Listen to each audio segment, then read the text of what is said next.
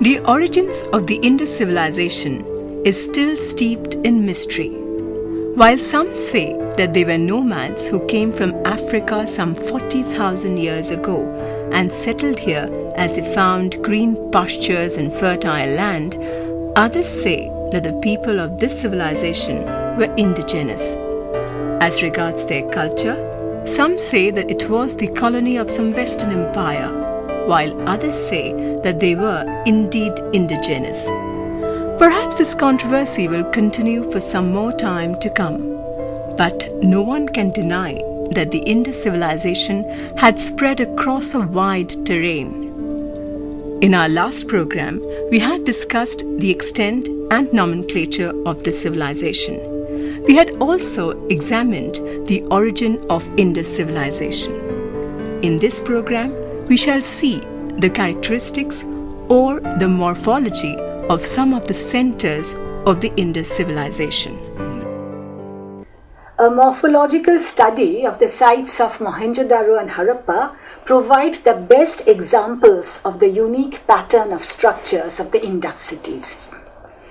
Now, Mohenjo Daro happens to be the principal site of Indus civilization in Sindh. It comprises an area of 200 hectares, and it has been described as the finest tract in the whole province. It gives smooth access to Bolan Pass and Kachi Plain. Excavations began here in 1922 by Rakhaldas Banerjee, as you know, and it continued till 1931 under John Marshall and E. Mackay. Now, there was a particular problem with regard to the findings of Mohenjo Daro. The water level at Mohenjo Daro had risen so high that it was not possible to determine whether it was on an early Indus level or it was on virgin soil. That is the biggest problem that the archaeologists have faced with regard to Mohenjo Daro. Now, at Mohenjo Daro, you can come across two distinct mounds that are separated by 200-meter wide and open space. It was a planned city. The town planning was done very meticulously.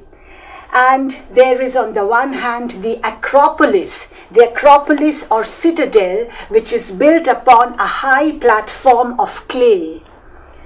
There are long, broad, unpaved roads running parallel to other roads, and lanes invariably meet at right angles.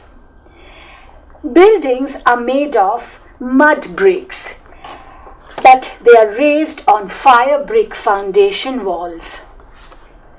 The most important feature of Mohenjo Daro's urban situation is that it had an extremely advanced drainage system, which is the hallmark of an advanced civilization. Another feature is the Great Bath, which is a rectangular slide measuring 12 into 7 meters and 2.4 meters deep. Nearby there is a well that would supply water to this tank. Now, there is an interesting difference of opinion among the historians again on the purpose of this great bath. Now, according to Professor Irfan Habib, this great bath was meant only for the elite class in the city, not for the common people, but only for the elite section. On the other hand, we have Professor D.K. Chakraborty, who says that the Great Bath was really something like a sacrosanct tank that accompanies a Hindu temple, a typical Hindu temple, where you take a ritual bath before entering the portals of the temple. So there is this controversy then among the historians, and nothing really can be said for certain.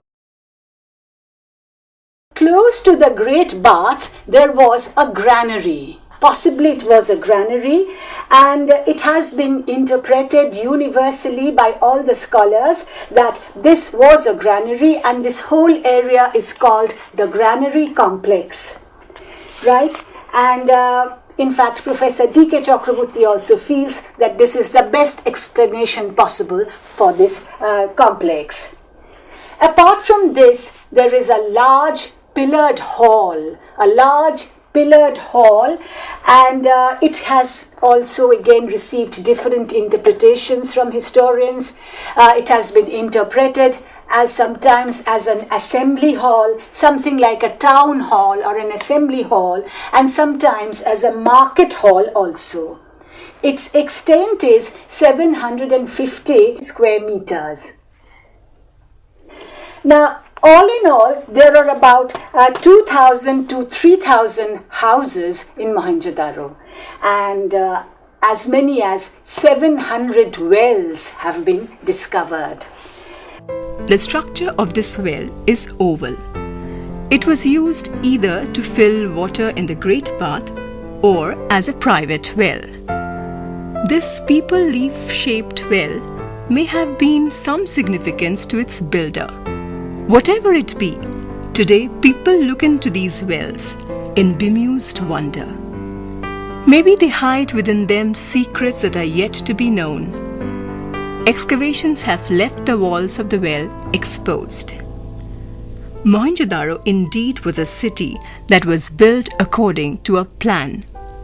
A lot of organization and labor must have gone into building such a complex city.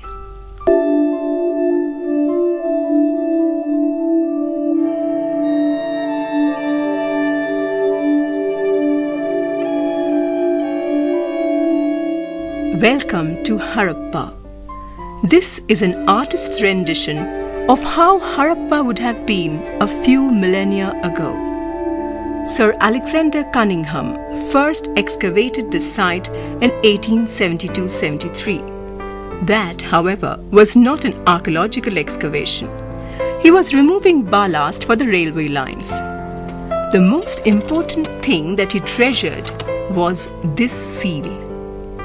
It was Rai Bahadur Dairam Shani who did extensive archaeological excavations in 1920. His work and the work at Mohenjo Daro at the same time brought to the attention of the world the oldest civilization of the Indian subcontinent. Harappa was probably smaller than Mohenjo Daro, but it was built in the same planned manner. There is the evidence of a massive granary. Around the granary, there are a number of quarters, probably used by the laborers who worked in the granary. Look at the 3 stones on both sides. What was their function? Is this an air inlet here? Mortimer Wheeler calls this area the granary complex. He came to this conclusion on the basis of burnt-out grains found in this site. However, Jonathan Kenoyer does not agree with this view. In his book entitled Ancient Cities of the Indus Valley Civilization, he says that the evidence of burnt grains or other articles associated with a granary is not sufficient to conclude that this indeed was a granary.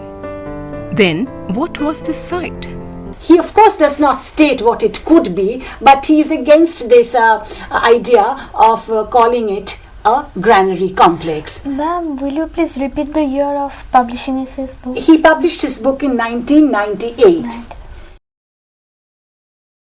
According to a few other scholars in very recent times, this granary theory is based on comparison with Roman buildings.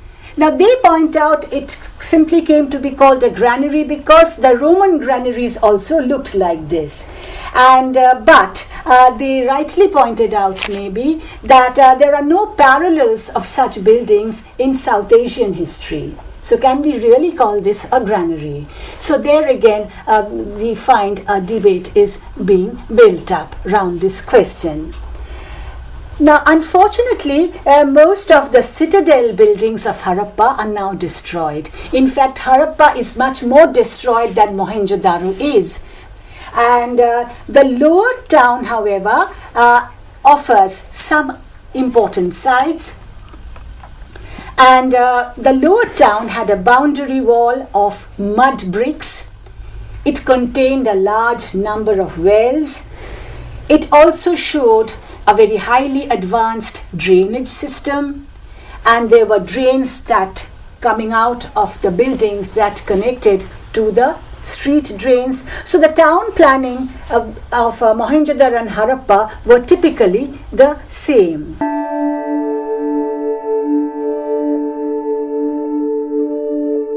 Next, we shall move to another important site, Kalibangan.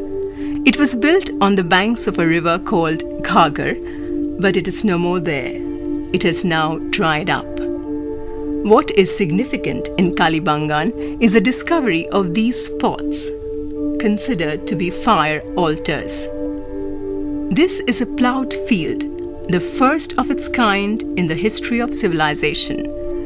The pattern of ploughing continues in this region even today. Now, its early strata, fortunately, is excellently preserved, and it existed till the mature Harappan period. Now, Kalibangan makes a very interesting study. I will tell you why. It was founded in the year 2900 BC,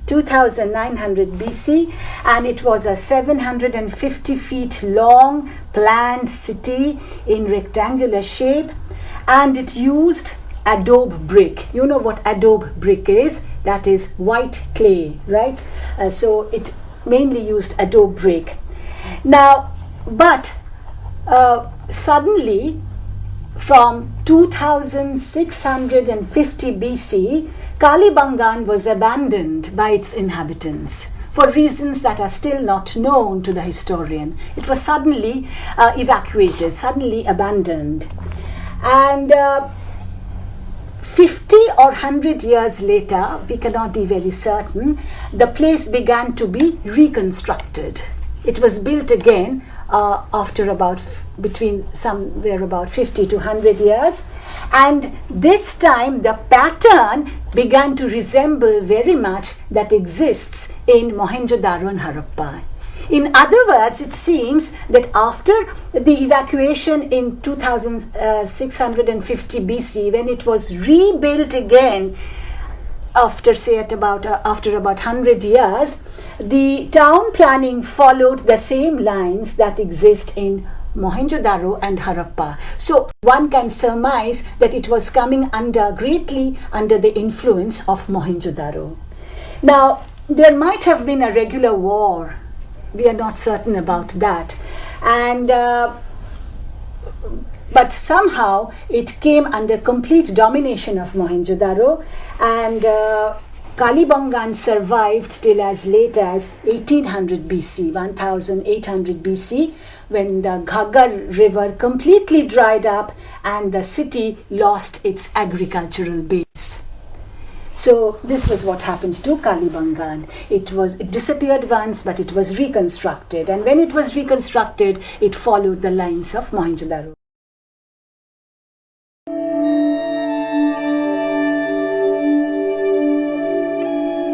Now, another important site is Lothal. Lothal, which is not far from Khambat or Cambay in Gujarat, and which is a seaport. It is a seaport, and it was founded in 2200 BC, and Lothal represents the typical features of Harappan towns. It is a typical Harappan town. It had the much advanced drainage system, and it had similar roads, parallel roads running to each other. But its most remarkable feature, however, was a basin, right? A huge basin, a unique basin that was placed in the center of the city. It measured 770 feet in length, 120 feet wide, 15 feet deep, and it had two openings on either side, which resembled sluice gates. And most probably the basin was used as a dock, because underneath the basin there were two huge round stones with holes in it, and probably ships would come from far and would be anchored there. That is the conjecture that the archaeologists make, and so this is looked upon as a dock. Again, there are different opinions about this basin. Some historians feel that the basin was a water reservoir for irrigation or for the use of the city. That is quite an advanced state of a civilization. The citizens here seem to have been quite wealthy because they used jewelry made of beads and other precious stones. Now, apart from this, there are other signs in Lothal that go to show that this was indeed a very prosperous town. This was a very prosperous town. It had tools, it had stone, beads and seals, and the very famous Persian Gulf seal was found in this city. Not only that, Lothal was also a supplier of raw materials to other cities in the Indus civilization. For example, it supplied cloth from Gujarat. It supplied copper from Rajasthan. So it also had a very lucrative and a very thriving internal trade. And that is why Lothal can also be looked upon as a gateway, as an entry point. And it was not really a very large city. It was 900 feet long and 750 feet wide. And but its economic importance, as you can understand, is very, very significant. It's very, very high. Right? It was a great center of trade and commerce, and it was an extremely prosperous area. Now, its decline set in sometime about 1850 BC. Suddenly we find a pattern of wild construction. Town planning was no longer adhered to. Houses would crop up anywhere and everywhere. Suddenly there was this pattern of wild construction which has not been suitably explained why, and maybe they could feel that the end was drawing near. That could be one reason, because the city really came to an end by 1700 BC, 1700 BC. Dholavira. This is the newcomer to modern civilization. It was discovered in 1989-90. This is a city on an island of Gujarat in the Rann of Kutch. It was a pretty large city, one can say. It was 60 hectares in extent, and the most important feature of Dholavira is that it has preserved its stone culture in an excellent way. There is an excellent preservation of stone culture. And Dholavira, like the other typical Indus cities, also had a walled acropolis. It had a walled acropolis like Mohenjo Daro and Harappa. Its walls and buildings are made of mud bricks, but stones substitute for fire bricks. This area, there was plenty of stone, right? So stones substitute for fire bricks. And it had the typical Indus town planning, parallel roads, water supply through tanks and wells, and it also had the largest Indus inscription. It also has the largest Indus inscription. Ma'am, both Dholavira and Lothal seems to have, a close proximity to the sea. So, based on this, which was more important? I think Lothal was more important as a seaport. Dholavira, of course, had access to the sea also, but we hear of Lothal being the more important commercial point. Is that, do we get enough evidence to, artifacts and all? Yes, certainly, because we do come across, precious stones like lapis lazuli and carnelian and turquoise that have been found in abundance in Lothal. They also knew the art of making holes in beads, which is what made this region into a very prosperous area, right? And Dholavira, the excavations have just started. in 1990. So further excavations will, will unravel rather, more artifacts maybe, and then we will be able to say much more about the status of Dholavira. Right? Now, another important site is Sutkajen Dor. Close to Sutkajen Dor is Sotka Ko. You can find both these places from the map. This is on Dasht River near Pakistan's frontier with Iran. And close to Sutkajen Dor, there is a fortified enclosure. And this enclosure has been made by joining two natural ridges by thick walls made of stone blocks that is set in mud. And Sutkajen Dor, as you can understand, is also very close to the sea. It is also very close to the sea. Now, Sotka Ko, we do not have much information about this place, but this is in the Shadi Kaur Valley. Shadi Kaur Valley.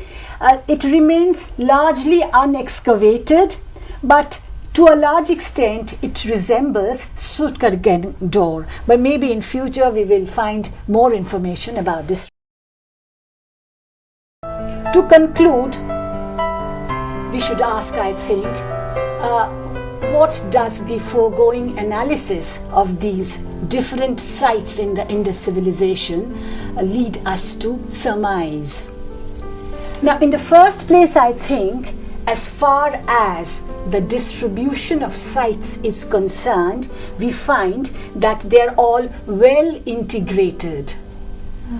All the sites are agriculturally rich, right? They were extremely fertile regions, and they had abundance of natural resources. And last but not least, all these sites had external and internal trade routes. Now, if we come to the question of state formation, like what kind of a government did the Indus cities have, we have to conclude that towards the end of the Indus civilization, but beginning from the time of mature Harappan phase, we witness the dominance of Mohenjo Daro to some extent. That is, prior to 2500 BC, maybe all these cities were autonomous city-states. They were not politically dominated by any particular power. After 2500 BC, there is evidence of a striking uniformity among all the centers, among all the sites in Indus civilization.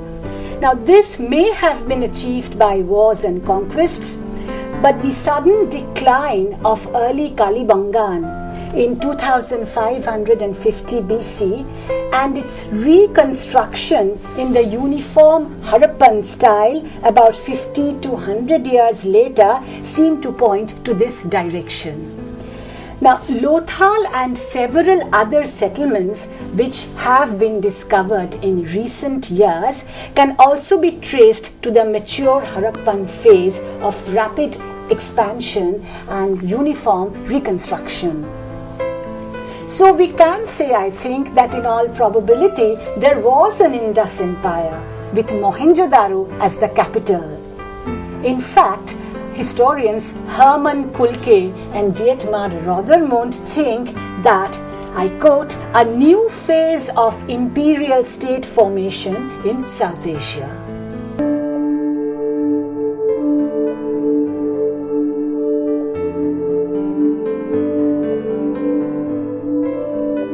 In this program, we have seen the morphology of most of the excavated sites of the Indus civilization.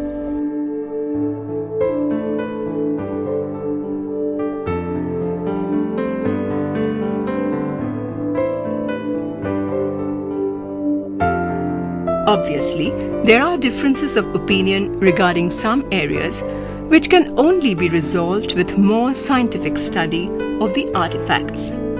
It is quite evident that the Indus civilization was an agrarian civilization with both internal and external trade.